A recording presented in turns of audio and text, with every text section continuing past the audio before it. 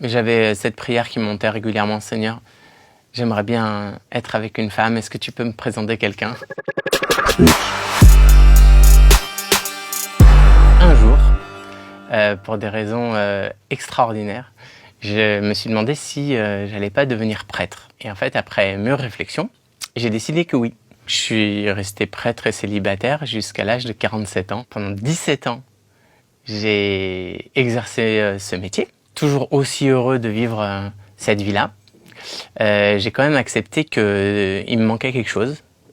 Plutôt, il me manquait quelqu'un. Et le fait d'être seul me coûtait beaucoup. J'étais tellement heureux comme prêtre, c'est-à-dire que du matin au soir, on n'imagine pas trop, mais la vie d'un prêtre, c'est palpitant. Et pourtant, le soir, quand je rentrais, il me manquait vraiment l'épaule d'une chérie et la joie de pouvoir échanger et tisser sa vie avec elle. Le jour où j'ai rencontré Magali, je suis pas tombé amoureux, elle non plus. Et on a bien vu qu'on pourrait devenir amis, mais que notre relation, c'était peut-être un peu autre chose. Donc sans être amoureux, c'était quand même un peu spécial. Donc on en a parlé et on s'est dit, voyons-nous avec des tiers, avec des amis. Et puis de semaine en semaine, c'était comme une évidence que c'était elle. Et puis comme je vivais toujours aussi bien mon ministère de prêtre, j'étais toujours aussi heureux. Je me disais que c'était très compatible tout ça. J'ai décidé d'en parler à mon évêque. Et cette rencontre-là m'a mené à rencontrer le pape. Le pape, c'est quelqu'un de très simple.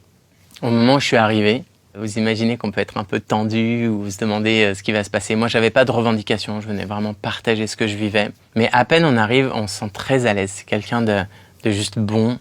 Il s'est posé, il m'a dit « alors raconte-moi ». Il posait beaucoup de questions pour comprendre. Il n'a pas manqué d'humour. À un moment, il m'a dit « il y a surtout des avantages à être marié, il y a quand même un problème ». Et il me dit « la belle-mère ». À l'occasion de cette rencontre, je lui ai donné une lettre que Magali avait écrite quelques mois avant. Donc je lui ai donné, je lui ai dit « elle vous a écrit une lettre ». Il m'a dit « tu peux me la donner ?» Oui, il l'a lue. Et après, il m'a demandé « est-ce que tu serais d'accord pour qu'on se voit tous les trois ?» Et donc on s'est revus. Et là, on a surtout pris le temps de prier ensemble. On a échangé aussi, on a parlé, mais on a beaucoup prié les uns pour les autres.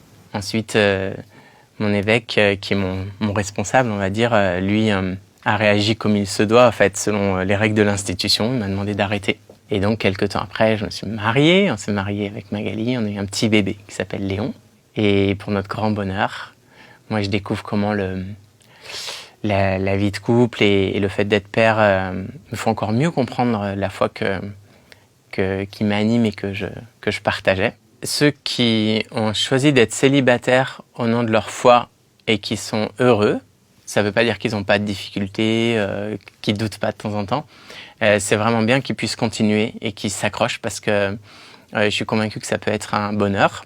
Et ceux qui vraiment sont malheureux, ceux qui ont le sentiment d'être divisés, c'est important qu'ils puissent s'en ouvrir et trouver des personnes aussi qui les écoutent, qui les accompagnent, qui les aident à voir est-ce que vraiment c'est bien de continuer parce que tu t'es engagé à être à moitié heureux ou à moitié malheureux toute ta vie, ou est-ce que c'est pas le temps de choisir un autre chemin. Ce qui compte pour moi, c'est la raison pour laquelle j'ai écrit ce livre, c'est que croyant, pas croyant, peu importe en fait, on peut tous être confrontés à un moment où on a des décisions à prendre, où c'est vraiment essentiel pour nous de pouvoir quitter une zone de confort, peut-être transgresser aussi ce qui nous semblait infranchissable, parce que c'est là qu'on doit aller, c'est là qu'on est attendu.